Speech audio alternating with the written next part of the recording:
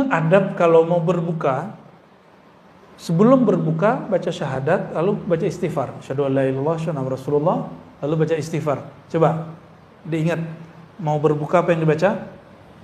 Kenapa syahadat? Kita yang diterima itu cuma orang yang bersaksi. Yang diterima itu cuma orang yang bersaksi. Orang yang tidak bersyahadat, amalannya tidak diterima apapun di sisi Allah, karena persaksian dia tidak ada, dia syirik. Terus istighfar. Apa yang diistighfarkan? Katakan, ya Allah, puasaku tidak sempurna. Aku tidak sempurna menirukan akhlakmu. Lalu minta ampun, ya Allah maafkan dosaku, sempurnakan kuranganku, baru berbuka. Baca Allahumma laka sumtu. Hadisnya hasan. Al-isti'anah billahi ala ta'diyatihi. Minta tolong kepada Allah agar mampu menyempurnakan puasa. Berarti puasa itu tidak sempurna kalau Allah tidak.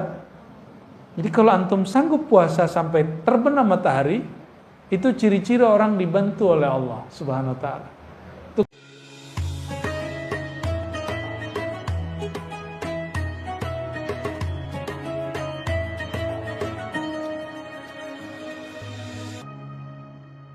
Kita tawakufan, jadi sekaligus tawakuf, pengajian kita tutup untuk sementara, dan selama puasa di sini ada tarawih insyaallah ya.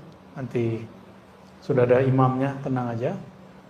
Mungkin disepakati apakah sampai full sampai akhir atau 20 hari atau 15 hari, silakan nanti diatur. Yang penting di sini nanti ada tarawih ya. Kita tidak mengharuskan 20 rakaat, boleh 11, tapi kita mengharuskan 2 plus 2 plus 2 begitu. Jadi bukan 4 ya. Jadi kalau 4 saya tidak izinkan buka tarawih di sini. Enggak usah ya. Karena Nabi SAW dalam hadisnya selalu 2. Adapun hadis yang menyebutkan arba'an, hadisnya sudah dijelaskan di hadis keduanya bahwa maksudnya arba'an 2 salam ya. Kita nggak mau debat macam-macam secara fikih, tapi begitu pegangan kita dan ini ijma ulama, maka yang tidak melakukan itu ya sudah dengan ikut ijma ulama. Dan hadisnya sahih, tidak perlu mahal ar-ra'yu di situ. Orang pertama yang menggunakan 4 itu bukan ahlus sunnah, tapi Syekh San'ani, seorang Zaidiyah. Lalu diikuti oleh Syekh dari India namanya Al-Mubarakfuri, seorang Hanafi, kemudian keluar dari Hanafi dan menjadi pengikut Athari. Tapi dia tidak mengikuti athar ulama Mekah dan Madinah. Makanya sampai hari ini antum melihat di Mekah tidak pernah orang sholat 11. Mesti 20 sampai hari ini. Dan sampai hari ini tidak pernah berubah, selalu 2 rakaat, nggak pernah 4.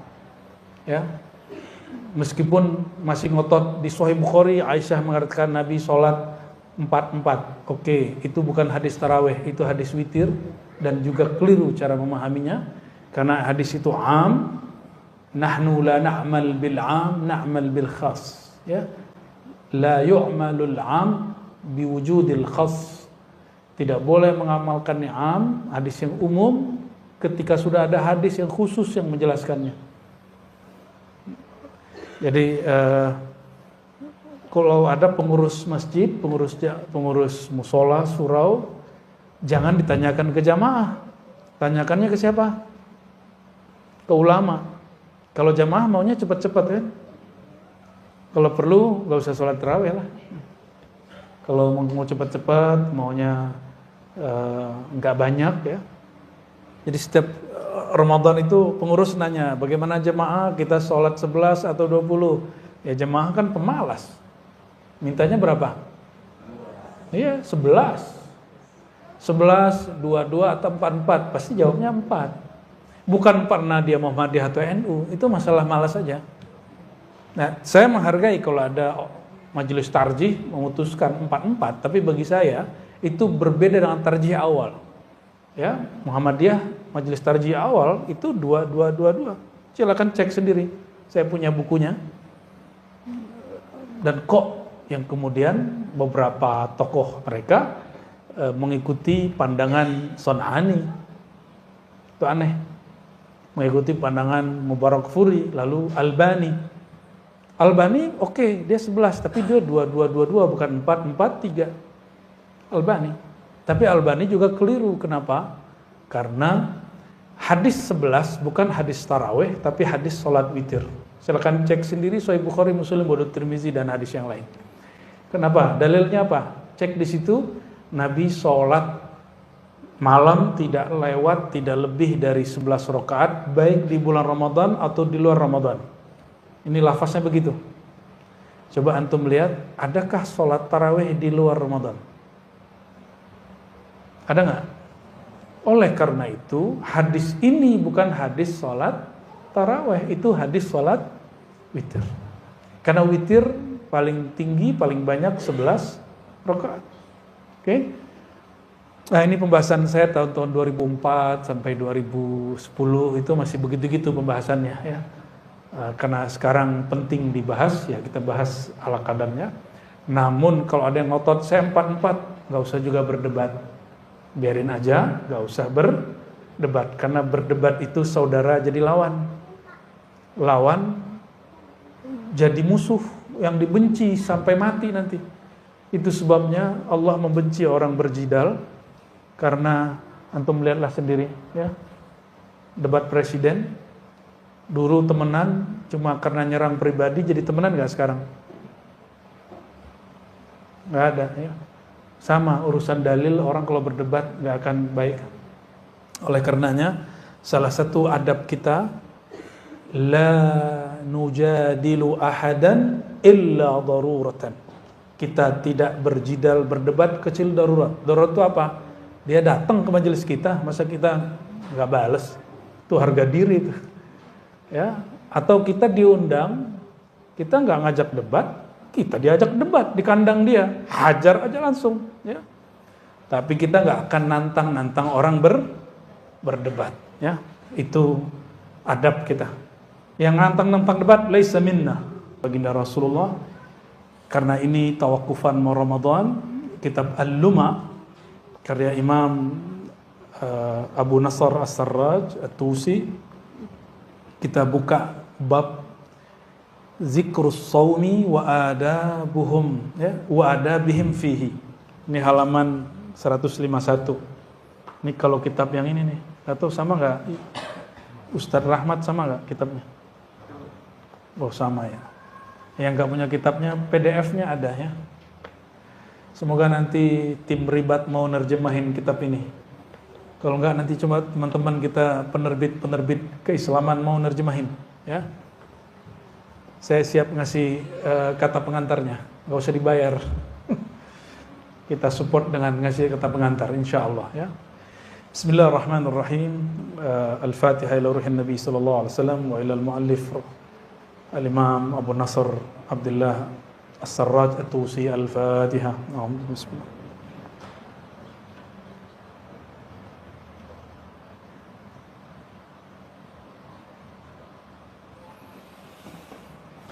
Qala Syekh rahmatullah alaih, ruya 'an Nabi sallallahu alaihi wasallam.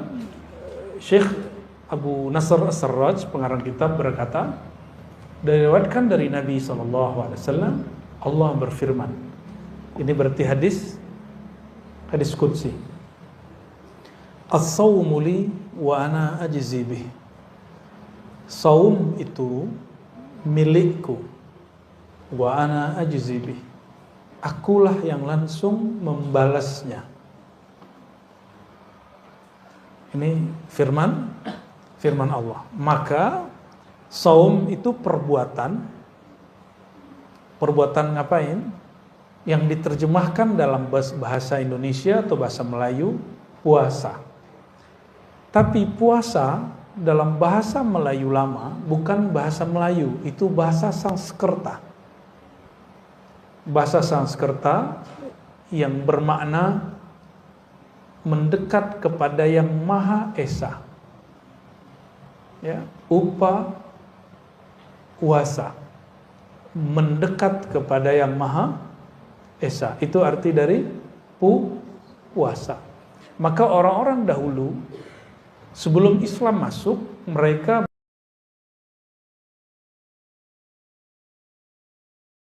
Esa berarti satu. Ketika Islam masuk ke Nusantara, ulama-ulama kita cari padanan kata yang mudah dipahami oleh bangsa kita, sehingga mereka tidak merasa asing dengan agama ini. Dicarilah kalimat yang hampir sama dengan saum, tapi definisinya dibedakan. Karena puasa dalam bahasa Sanskerta juga banyak macamnya. Ada puasa dari pagi sampai pagi lagi, ada puasa ngomong, ada puasa mutih. Masih ada yang bertahan sekarang puasa mutih. Di kalangan umat Islam itu juga ada puasa riyadhah. Puasa riyadhah itu puasa latihan. Ada puasa tidak makan yang bernyawa. Itu bukan dari Hindu, itu ada dalam tradisi ulama salafus saleh dan bukan ajaran Hindu, ya. Tanya aja sama orang Hindu, ya, pasti beda cara puasanya. Beda nggak? Pasti beda cara puasanya. Hadis ini riwayat Imam Bukhari dan Muslim dan hadisnya sahih. Jadi hadis qudsi tidak semuanya sahih. Ada yang palsu, ada yang hasan, ada yang dhaif, ya. Dan ini hadisnya sahih. Apa kata Allah? Puasa itu milikku dan aku yang langsung membalasnya. Maka orang yang berpuasa itu adalah asetnya Allah. Orang yang puasa itu asetnya Allah. Oleh karenanya, ulama-ulama terdahulu jika ada hajat, mereka puasa dulu. Kenapa berpuasa? Bukan puasa itu yang membuat amalan kita, doa kita diterima, hajat ditunai, bukan. Orang berpuasa, dia tidak bergantung kecuali hanya kepada Allah. Rasa tidak bergantung kepada nasi, kepada makanan, kepada air, lalu kolbunya hanya bertawajuh kepada Allah, menghadap kepada Allah. Rasa inilah yang membuat hajatnya dikabulkan oleh Allah Subhanahu wa taala. Bukan puasanya. Ya, bukan puasanya. Ini perbedaan belajar tasawuf dengan belajar ilmu hikmah yang rendah. Tasawuf itu hikmah ulya. Ada hikmah sufla. Hikmah sufla diajarkan kamu kalau ada hajat puasa. Gitu. Kalau mau naik pangkat puasa. Mau jadi orang sakti puasa Daud. Emang begitu? Enggak. Kita enggak begitu. Tasawuf, ilmu ma'rifatullah, berpuasa bukan untuk hal-hal seperti itu. Puasa untuk menumbuhkan kesadaran hubungan terdekat hamba dengan Allah dan memutus hubungan dia dengan selain Allah Subhanahu wa ta'ala. Kita boleh gak ketemu orang sekian hari, tapi kita mesti makan kan setiap hari? Nah sekarang makan antum diputus, minumnya diputus. Maksudnya apa? Sir dari puasa itu qat'ul ala'iq, memutus hubungan diri dengan selain Allah. Itu sirnya puasa. Jadi kalau orang berpuasa masih nyangkut hatinya dengan makhluk, dia baru puasa zahir, belum puasa batin, ya. Lalu ada yang bertanya, kata beliau, ma makna takhsisus shaum min bani sa'iril ibadat? Apa spesialnya puasa sehingga Allah mengatakan as-shaumu li? Puasa milikku. Ada enggak kalimat as-salatu li? Salat itu milikku, ada enggak? Ketemu enggak? Enggak ada. Az-zakatu li, ada enggak? Innamas shadaqatu lil fuqara, sedekah bagi orang fakir. Tapi di saat orang-orang berpuasa, maka orang puasa itu jadi asetnya Allah. Kok bisa? Allah suka dengan orang yang tidak menggantungkan harapnya, kebutuhannya, keperluannya kecuali kepada Allah SWT. Pernah dengar Imam At-Tustari Imam Abu Sahal Abu Nasr At-Tustari. Imam ini kalau Ramadan hanya sekali makan, selebihnya hanya minum air sampai selesai Ramadan. Percaya nggak? Saya ketemu sama orang begitu lebih dari sebulan, setahun. Ada yang puasa setahun. Jadi dia cuma makan awal tahun sama akhir tahun, selebihnya cuma minum air, minum air, minum air. Ternyata masih ada orang begitu, mau dihidupkan puasa begitu, kan nggak sanggup kan? Ini ulama salaf loh, Imam At-Tustari, Imam Salafus Saleh. Kita tidak sanggup mengikuti tasawuf ala mereka. Tapi kalau ada yang hari ini mau menghidupkan, monggo. Tapi itu bukan thariqat saya. Ya, thariqat kita sudah dirukhsah. Ya. Alhamdulillah. Hujan? Bukan ya?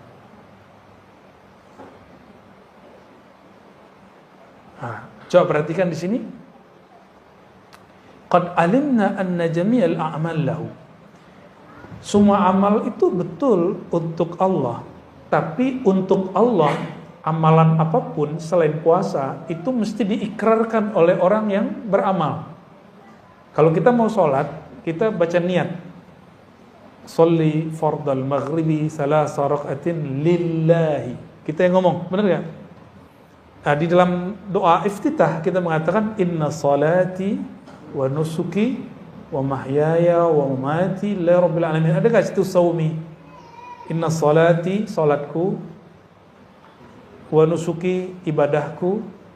Di situ haji umrah maksudnya. Terus wa mahyaya, hidupku, wa mati, matiku lillah. Ada puasa di situ? Zakat lil fuqara, saum lillah. Maka kalimat tadi, orang yang berpuasa, persaksian dia langsung Allah yang ambil. Jadi orang yang ingin fana fi syuhud, ingin fana dalam musyahadah kepada Allah, thariqahnya puasa. Gitu ya. Allah nanti yang akan mensyahadatkan dia. Tapi kalau sholat, kita yang syahadat. Kalau haji kita yang syahadat, kita yang menyaksikan. Tapi jika ingin fana kita betul-betul fana, maka syahadat kita dialah yang bersyahadat, tapi Allah menjadikan lisan kita sebagai zahirnya. Itu syahadat yang tinggi itu. Syahadah al-ulya. Ya, itulah yang disebut syahidallahu annahu la ilaha illahu. Itu dia nanti pakai wawunya ada malaikat, ada wawunya ulul ilm. Paham tidak? Nanti paham sendiri tuh. Insya Allah. Fayuqalu lahu. Jadi apa makna? Kok solat tidak ada salatuli? Solat itu milikku. Yang ada aqimis salata li dzikri. Betul enggak? Dirikan solat untuk mengingatku. Tapi kalau puasa spesial. Ya, as-shaumu li. Saum itu milikku. Maka orang yang berpuasa dia sangat dekat kepadaku. Ya. Fa yuqalu lahu ma'nayan. Karena ada dua makna dalam lafaz hadis qudsi tadi. Anna lis-shaum takhsisan. Ada keistimewaan pada saum yang berbeda dengan seluruh ibadat yang muftaradat. Ya. Kenapa? Semua ibadah itu harakat jawarih. Lianna jami'al muftaradat harakatun jawarih. Semua amal yang kita amalkan hari-hari, zikir pagi sore, salat duha, salat zuhur, semua salat, apalagi haji umrah, semuanya amal anggota. Kalau sedekah amal harta. Semuanya zahir. Karena dia zahir, dapat dilihat dan diakses oleh makhluk. Kita tadi dilihat makhluk. Betul? Orang haji dilihat makhluk. Sedekah dilihat makhluk. Betul? Apalagi zikir pagi sore bisa kedengaran sama makhluk, semua baca Quran kedengaran sama makhluk. Minimal nggak kedengaran, terlihat kita baca atau mulut kita gerak-gerak. Orang puasa, siapa yang bisa lihat?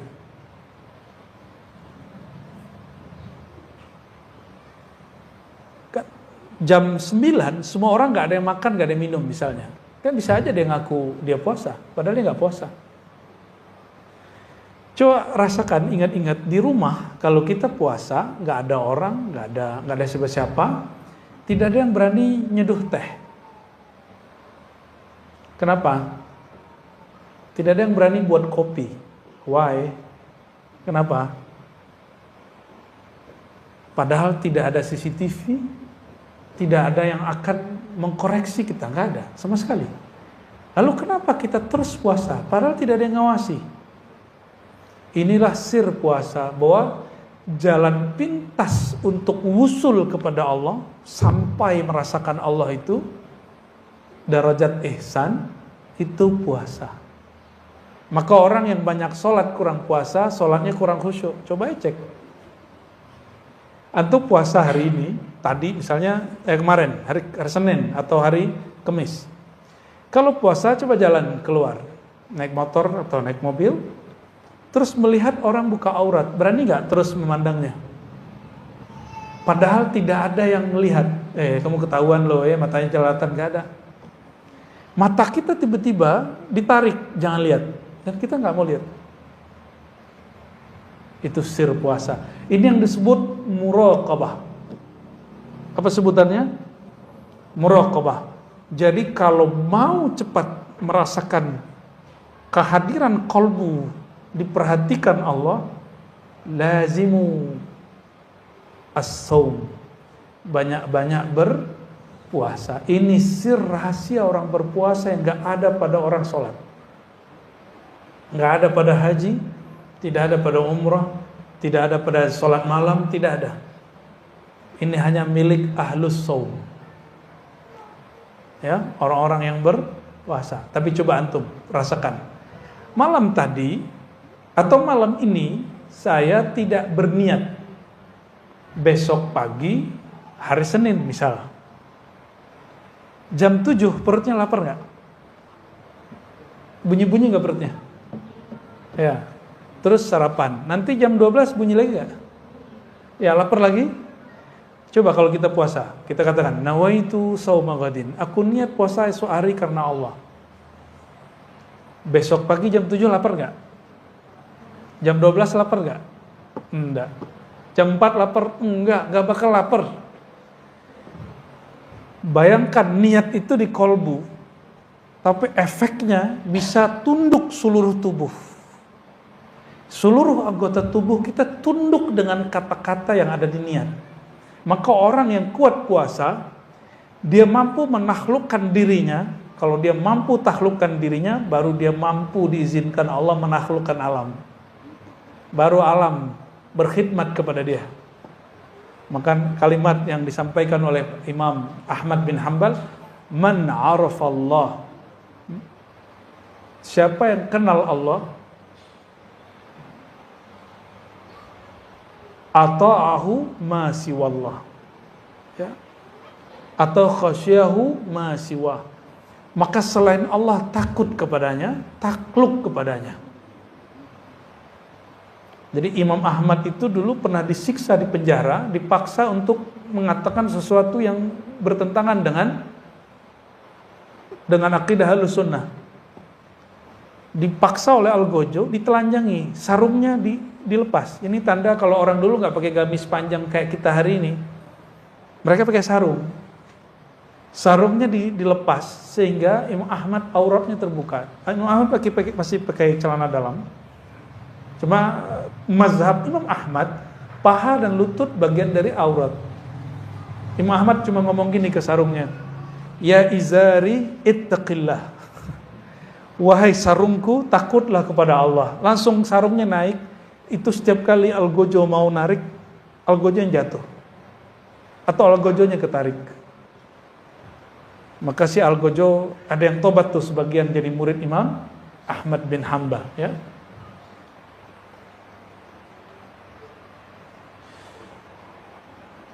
Jadi apa kekhususan dari puasa? Pertama, puasa itu amal yang tidak dilihat oleh makhluk. Nah, ini yang perlu antum pakai. Yatahayya lil khalq ay yanzuru ilaihi illa shaum. Ya. Semua orang dapat melihat amalan apa saja kecuali puasa. Ya. Kita masuk kantor. Sebelum masuk kantor kita minum makan dulu. Pas masuk kantor kita nggak makan. Bisa nggak ngaku saya puasa? Boleh aja kan? Orang percaya nggak? Orang percaya aja. Ya. Tinggal lemes-lemes sedikit kan, wah capek nih gitu ya. Fa innahu ibadatun bi ghairi harakatil jawarih. Ada puasa tapi dia bukan amalan anggota tubuh yang zahir. Nah, maka ada meaning di situ. Amalan itu tidak hanya berbuat. Ada amalan tanpa berbuat apa saja, itu puasa. Coba dipikir selama ini. Puasa itu amalan dengan bergerak atau amalan tanpa melakukan apapun? Sebenarnya. Amal tanpa gerak apapun. Kalau sholat ada takbirnya, tangan naik, ada ruku, ada sujudnya. Kalau haji ada tawafnya, ada sa'inya. Kalau puasa ada apa? Bunyi perut? Tidak ada, ya. Maka as-shaum ibadatun bidunil jawarih. Itu puasa tanpa anggota. Oh kan kita mengosongkan perut. Justru itu bukan amal, karena amalnya perut itu kalau dia mencerna makanan. Betul nggak? Jadi perut itu beramal dengan cara mencerna makanan. Sekarang perut antum diistirahatkan dari makan. Berarti dia beramal nggak? Baru sadar hari ini puasa itu amalan tanpa beramal. Amalan tanpa beramal. Sah? Ya, betul? Ya, baru ngeh. Ternyata itu perkataan para imam terdahulu, ya. Fassaum fa inna sauma amalun bighairi atau biduni jawarih. Puasa itu amalan tanpa gerakan zahir. Maka yang bergerak siapa sebenarnya? Niat. Niat di mana? Niat di mana? Fil qalb. Ini yang saya suka dari puasa. Jadi puasa itu menghantarkan orang awam sampai kepada kesadaran batin, kesadaran bertuhan tanpa dia sadari. Ya. Oleh karenanya salah satu simbol umat Nabi Muhammad SAW itu berpuasa minimal 1 bulan. Ya, minimal. Mau lanjut puasa Daud? Ya. Sayyidina Utsman, Sayyidatuna Aisyah puasa dahar, tiap hari puasa kecuali hari yang haram. Imam Nawawi hampir setiap hari disebut puasa, tapi dia nggak disebut puasa, hanya dia yang tahu. Dia makan minum sebelum terbit fajar, lalu hanya makan minum lagi esoknya terbit fajar, sebelum terbit fajar. Begitulah terus. Jadi maghrib pun dia nggak makan, paling dia cuma minum. Imam Nawawi. Maka Imam Nawawi punya kitab hari ini diamalkan dan dibaca oleh hampir semua umat Islam. Pernah dengar Arba'in Nawawi? Itu asbab dia punya sir puasa. Padahal kitab beliau ini bukan pertama. Yang pertama bukan beliau nulis Arba'in. Oke. Famin ajli dzalik qala ta'ala as-shaumu li. Itulah alasannya kenapa hadisnya menyebutkan berpuasalah, karena puasa itu milikku, ya, asetku. Ada penjelasan lain di situ. Ini penjelasannya menarik sekali. Ini yang kemudian dinukil ulang oleh Imam Ghazali dalam Ihya. Al-ma'na al-akhar, makna lain dari puasa, li, kalimat li, milikku. Kalimat gimana tadi? As-shaumu li, puasa milikku. Kalimat li yang berarti milikku ini disebut lam samadiyah. Lam apa? Allahus samad. Apa arti as-samad? Somad itu bahasa Arab sesuatu yang tidak ada ruang di dalamnya, sehingga nggak perlu diisi. Syai' la jawfa fih, sesuatu yang nggak punya ruang kosong di dalamnya sehingga nggak perlu ditambal diisi. Itu disebut samad. Maka Allahu samad secara harfiah sesuatu yang sudah sempurna, tidak memerlukan selain dirinya. Samadiyah itu sifat daripada Allahus samad, yaitu sifat Allah tidak memerlukan selainnya. Nah, coba, tidak makan, tidak minum dari jam berapa? Jam 5 lebih kurang sampai jam 6. Minimal 13 jam, ini di negara yang tropis, khatulistiwa, kita puasanya 13 jam. Subtropis 14. Naik lagi ujung subtropis sebelum ke daerah kutub itu 16 sampai 18 jam, ada yang 20 jam. Saya pernah puasa 18 jam, pernah juga 20 jam. Pernah ngalamin lah ya. Apa yang terjadi? Di saat itu seorang manusia yang dia punya rongga di perutnya tapi dihukumi tidak punya rongga. Manusia yang punya perut tapi dia dihukumi tidak punya perut. Maksudnya apa itu? Manusia yang secara normal dia makan, lalu dia tidak makan. Dia tidak memerlukan nasi dan air untuk hidup. Itu maksudnya. Jadi itu berlatih. Ini yang disebut mati sebelum mati. Orang mati makan nggak? Nggak. Tapi ini belum cukup. Justru as-samadiyah ini diturunkan kepada malaikat. Jadi sifat samadiyah Allah pantulkan, tajallikan sifat ini kepada malaikat. Maka malaikat makan nggak?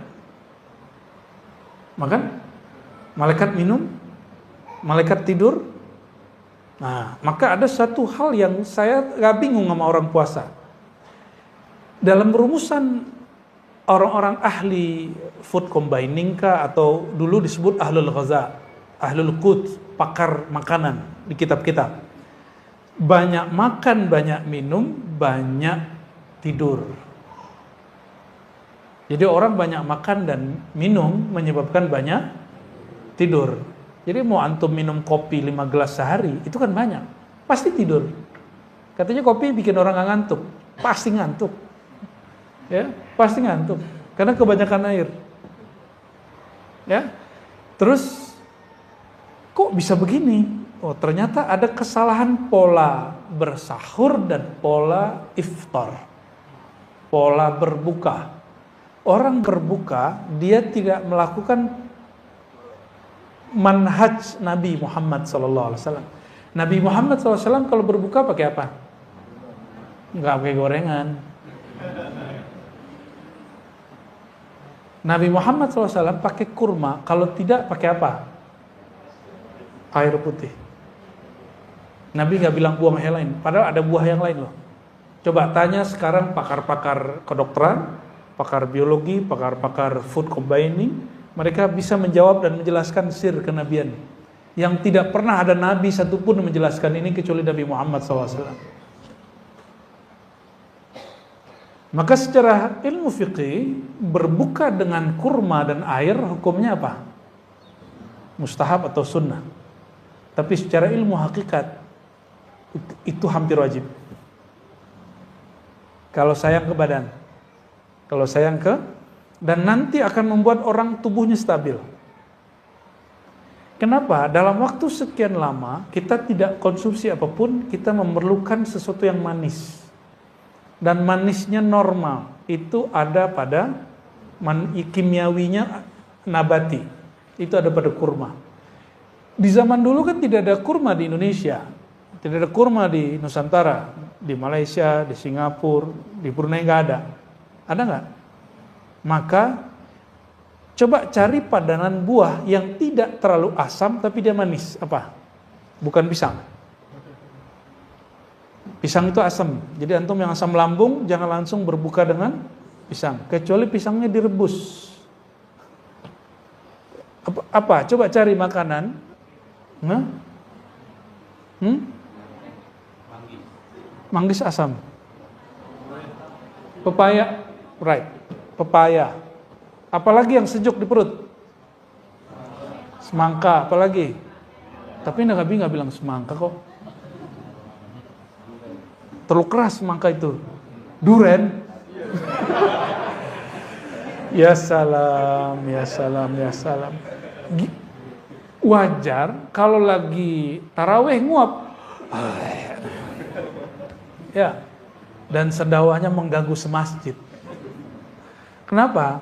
Karena makan kolak-kolak duren.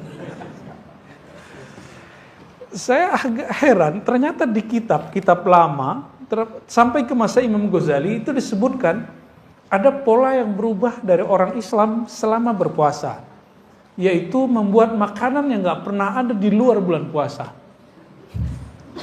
Mungkin secara budaya kuliner itu prestasi, tapi dalam budaya ilmu kerohanian itu kemunduran.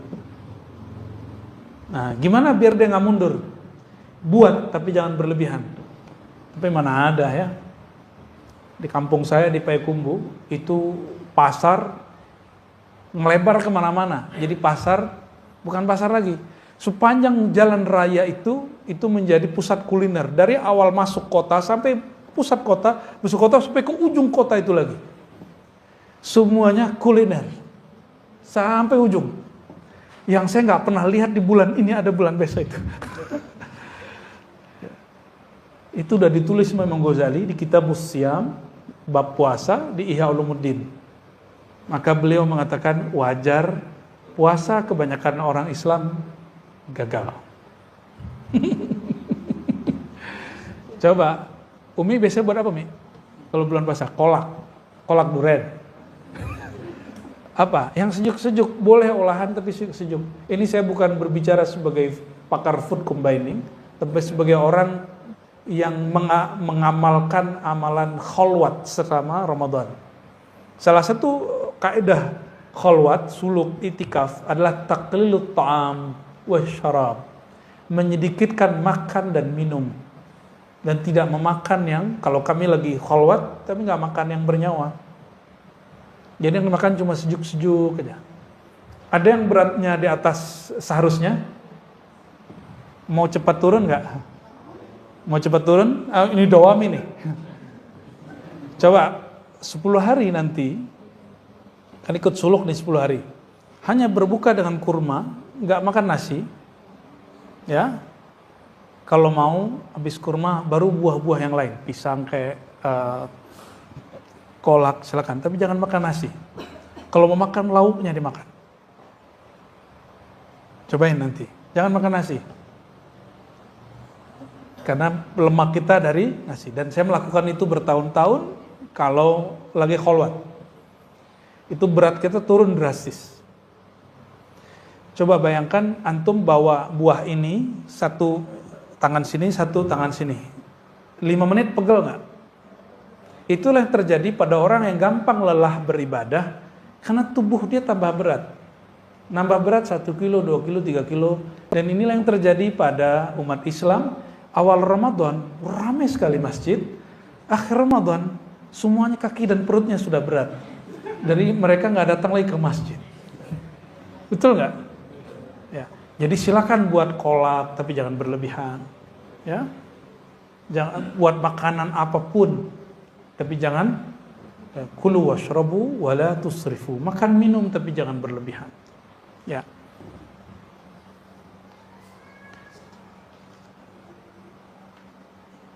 Nah, puasa itu sirnya adalah nama Allah As-Samad. Apa sirnya? Kalau sholat, sirnya nama Allah Allah. Jadi sir sholat, sir rahasianya sholat ada pada nama Allah.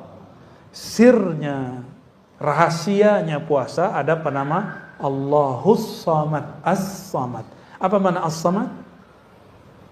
Allah zat yang maha sempurna, tidak memerlukan selainnya. Sedangkan terjemahan Kementerian Agama yang lalu itu sudah direvisi, terjemahannya kurang pas. itu terjemahan bukan terjemahan yang sebenarnya, tapi terjemahan tafsiriyah. Allah tempat meminta, itu kekeliruan dalam menterjemah karena hanya mengambil dari kitab tertentu tapi tidak mengolah kembali. Saya lihat beberapa sudah memperbaiki. Ya, jadi bukan Allah tempat meminta, itu keliru terjemahannya. Ya, terjemahan yang pas apa? As-Samad. Allah zat yang tidak memerlukan selain dirinya, justru selain dirinya yang memerlukan dirinya, diri Allah Subhanahu wa ta'ala. Boleh diartikan Allah yang maha sempurna, tempat menggantungkan harapan semua makhluknya. Itu terjemahannya. Kalau mau diterjemahin yang tepat. Ya. Jadi tidak semua terjemahan itu ideal. Banyak terjemahan-terjemahan yang janggal. Tapi ya maklum manusiawi ya. Ini ada kalimat di sini, li'anna as-samad, karena as-samad itu huwa alladhi la jawfa lah. Samad itu artinya sesuatu yang tidak mempunyai rongga di dalam dirinya, wala yahtaj ila ta'am wa syarab, sehingga dia tidak memerlukan sesuatu untuk diisi, baik makanan ataupun minuman. Faman takhallaqa bi akhlaqi ujzihi ma la yakhtur ala qalbi basharin. Maka kalau dimaknai as-saumu li, puasa milikku, maka siapa yang berpuasa aku langsung balas dia. Terjemahan beliau, faman takhallaqa bi akhlaqi, siapa yang menirukan sifatku. Apa sifatku? Tidak memerlukan selain dirinya. Ya. Maka ujzihi, aku balasi dia suatu ganjaran, satu balasan yang tidak terlintas dalam kolbu manusia. Ya. Malam ini kita kembalikan lagi arti jaza kepada ganjaran. Ya, karena masa kampanye dan pemilu sudah selesai. Jaza itu arti pasnya ganjaran. Ya, sebelumnya kita ganti balasan. Nunggu 14 Februari ya.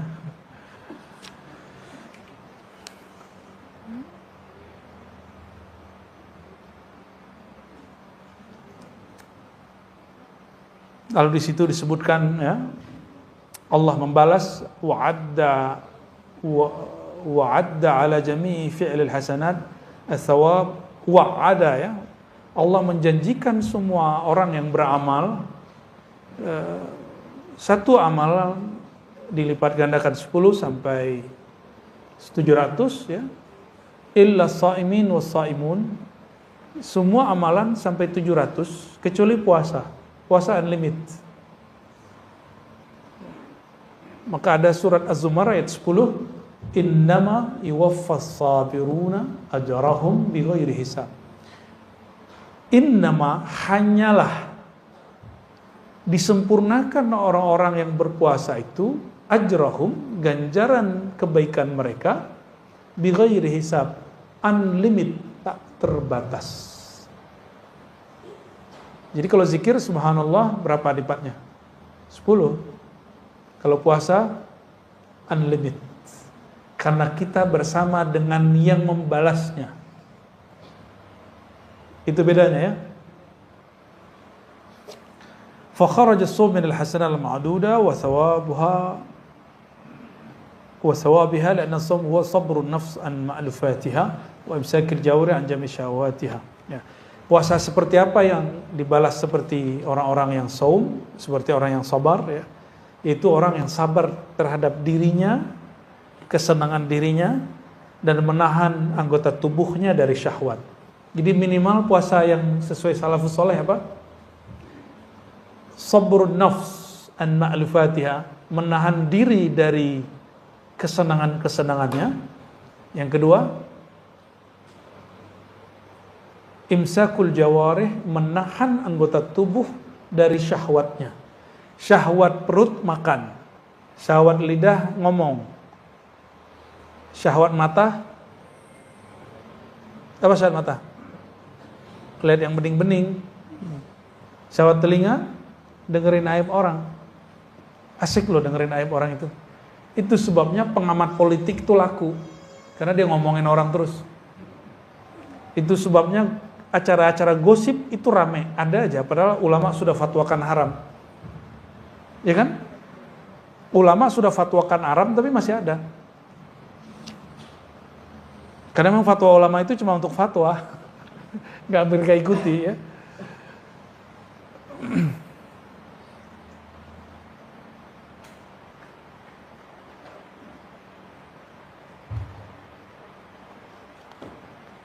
Lalu beliau mengatakan ya, di halaman 152 paragraf pertamanya, wasihhatus shaum, maka kesahihan puasa, kesahan puasa dan adab-adab orang berpuasa ya,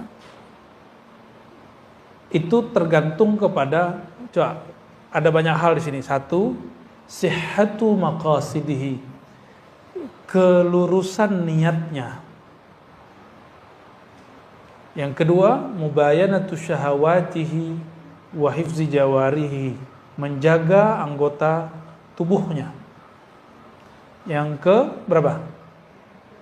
Yang ketiga, safai mat'amihi, ke safa ya, kebeningan, kemurnian, kehalalan makanannya.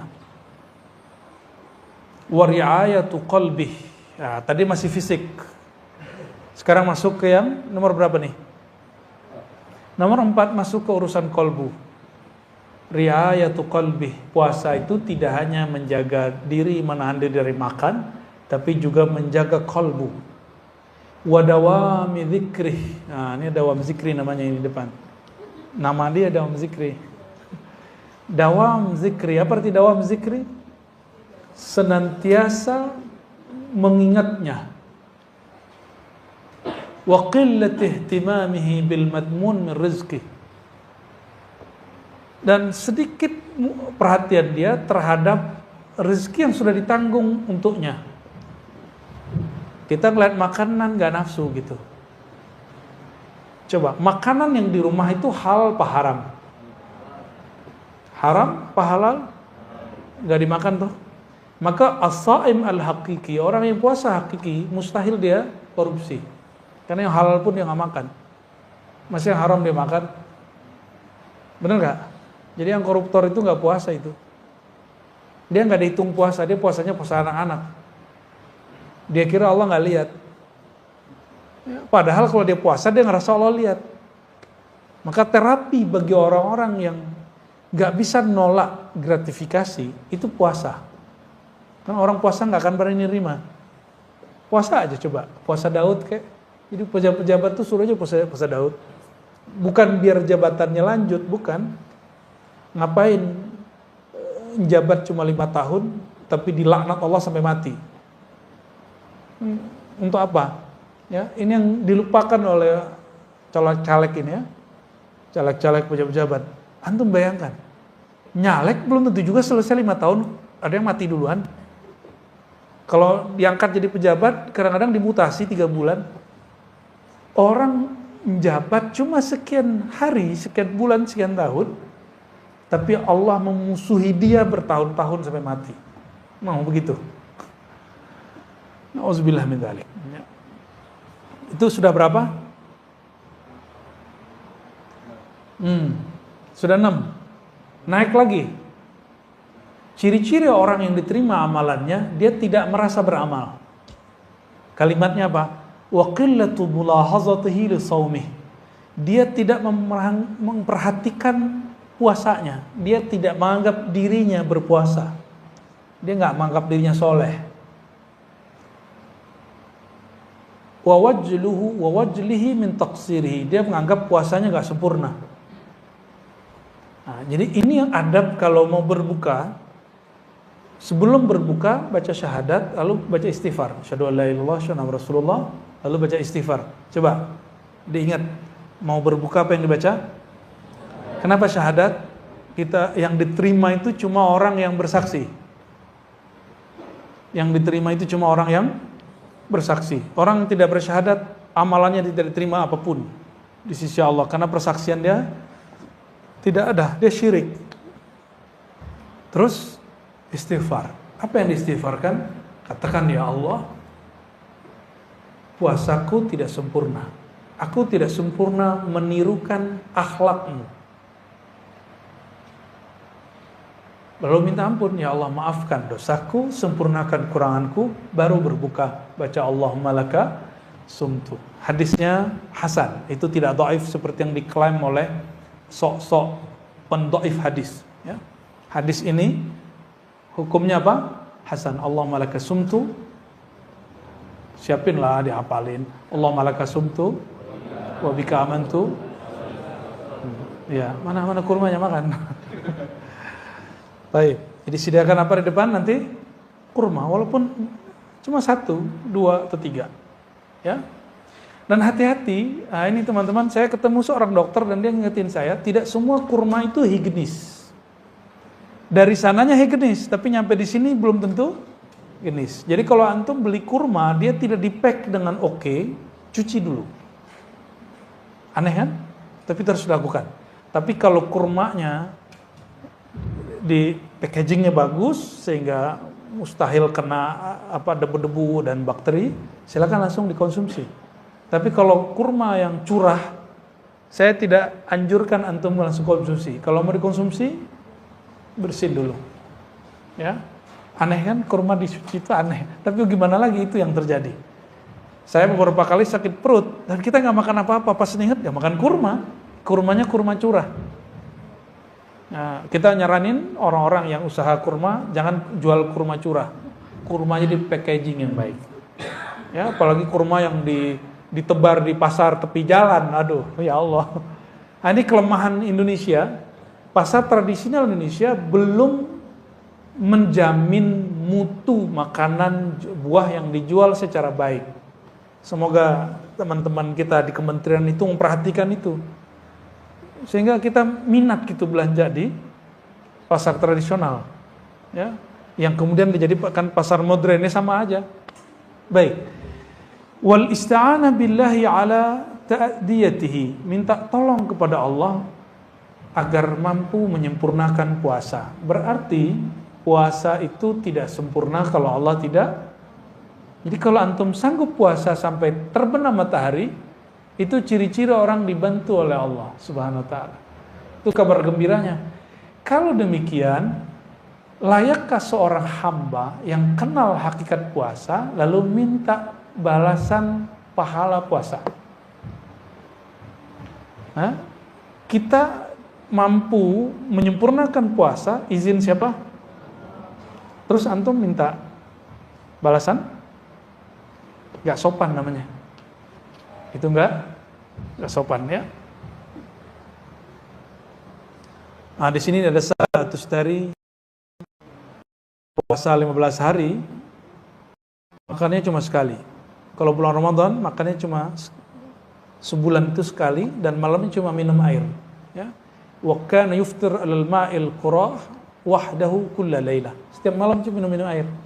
Ada loh orang begitu. Nama imamnya siapa? Sahal bin Abdullah At-Tustari, salah satu imam salafus saleh. Jadi kalau ada orang bilang itu bid'ah, bilang aja ente seleranya besar, ya, nafsu makannya gede, jangan salahkan imam At-Tustari. Itu imam besar itu, ya. Wah, ini banyak sekali model-model puasa zaman dulu, ya. Kita nggak usah baca semua. Nah, langsung ke puasa para sufi. Ya, puasa siapa? Halaman 103 bagian bawah. Fa ammas sufiyah, adapun para sufi dan fuqara, al-mujarridun alladzina qata'ul halaiq, yang mana mereka disebut ahlu tajrid, yang sudah punya kesempatan full untuk bertorikoh, qata'ul halaiq, memutus kesibukan duniawi. Kalau tidak sanggup minimal 10 hari terakhir disebut i'tikaf, ya. Nggak sanggup 7 hari, nggak sanggup 5 hari, nggak sanggup 3 hari, nggak sanggup 1 hari, nggak sanggup.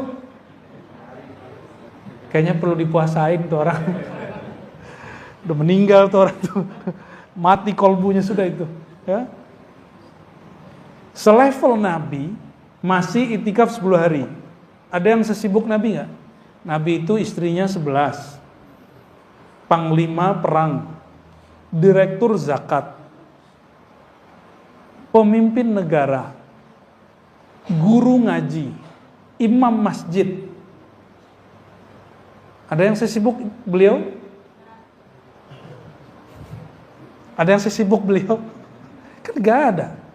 Jangan so sibuk lah ya. Saya sibuk ente sibuk apaan? Ya. Cuma sibuk begitu doang disebut sibuk. Nabi itu perang bisa nggak pulang 6 bulan. Bayangkan istrinya 11. Istrinya protes nggak tuh? Nggak bisa protes. Mau gimana lagi? Urusan Madinah siapa yang urus? Sahabat yang. Nabi sesibuk itu loh. Maka Nabi pernah nggak pulang 6 bulan. Hanya perang, tiap hari perang dan masih puasa. Perang Uhud, perang pertama dalam Islam itu sembari puasa. Apa perang Badar ya? Perang Badar, perang pertama dalam Islam itu berpuasa. Saya nggak bisa bayangin tuh ya. Ini disuruh bertarung lagi puasa. Dan itu cuma Ahlul Badar yang sanggup begitu ya. Semoga kita mewarisi ruhaniyah mereka, amin ya rabbal alamin. Tarakul ma'lumat wa qana'u bima qasamallahu ta'ala lahum minal arzaq. Dulu kan gak ada gaji tetap, benar gak? Dan gak ada usaha online. Jadi mereka dulu kalau sudah masuk puasa atau 10 hari terakhir, semua kerjaannya ditinggal. Lalu mereka tawakal kepada Allah, mencukupkan dengan apa yang sudah mereka lakukan 11 bulan. Tapi 11 bulan itu cukup toh? Cukup gak? Kerja 11 bulan 20 hari untuk itikaf 10 hari, cukup nggak? Masa sih nggak cukup? Liburan bisa 12 hari. Masa untuk Allah, untuk diri kita supaya happy, bersaadah, bahagia, hidup di dunia akhirat, kita nggak punya waktu. 10 hari terakhir pulang kampung, ya. Kampung hakiki bukan di Sumatera, bukan di Jawa, bukan di Kalimantan, bukan di Sulawesi, bukan di Ambon, bukan di Papua, bukan di Bima, bukan di Lombok, bukan di Bali. Bukan. Kampung hakiki kita di mana? Ini ilmunya Buya Aldomi itu. Al-Watan, Al-Asl. Ya, itu istilahnya. Sirrul Asrar. Kitab Sirrul Asrar. Syekh Abdul Qadir Al-Jilani mengajarkan, kampung hakikimu bukan sini, bro. Ya. Kampung hakikimu itu bukan alam ini, tapi kampung hakikimu di mana awal sumbernya ruh ditiupkan. Situ sumbernya. Harus pulang ke sono.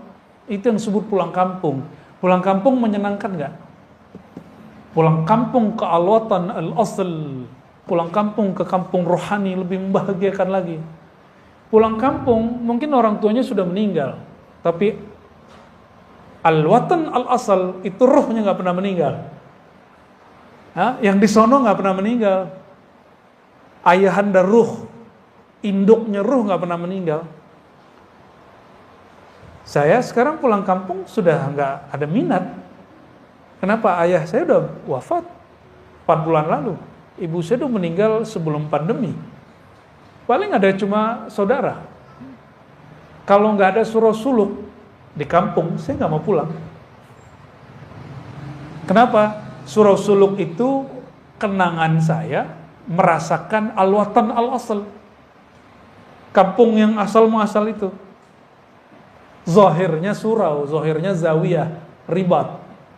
Batinnya, rohaninya berpulang kepada kampung sejatinya. Ya, oleh karenanya, udahlah, gak usah sibuk-sibuk mudik-mudik lagi ya. 10 hari terakhir itu sibuklah mudik ke kampung rohani. Sepakat ya? Cuma sayangnya kayaknya suluknya pendaftarannya sudah ditutup. Semoga tahun depan tempat ini bisa dijadikan, nggak usah nunggu tahun depan, karena suluk kita ada 4 kali atau 5 kali setahun. Jadi ada suluk Rabiul Awal, harusnya ada suluk Muharram. Suluk Muharram, suluk Rabiul Awal, suluk Rajab, suluk Sya'ban, bahkan ada Sya'ban, ada suluk Ramadan. Tapi suluk Sya'ban saya tiadakan. Yang ada tadi apa? Muharram, Rabiul Awal, ya, Kalau guru kita yang dulu Zulhijjah ditambahkan. Tapi kita kalau Zulhijjah lebih senang haji. Ya. Tapi sampai hari ini guru saya masih buat. Jadi suluk Zulhijjah masih buat di beberapa tempat ya. Baik.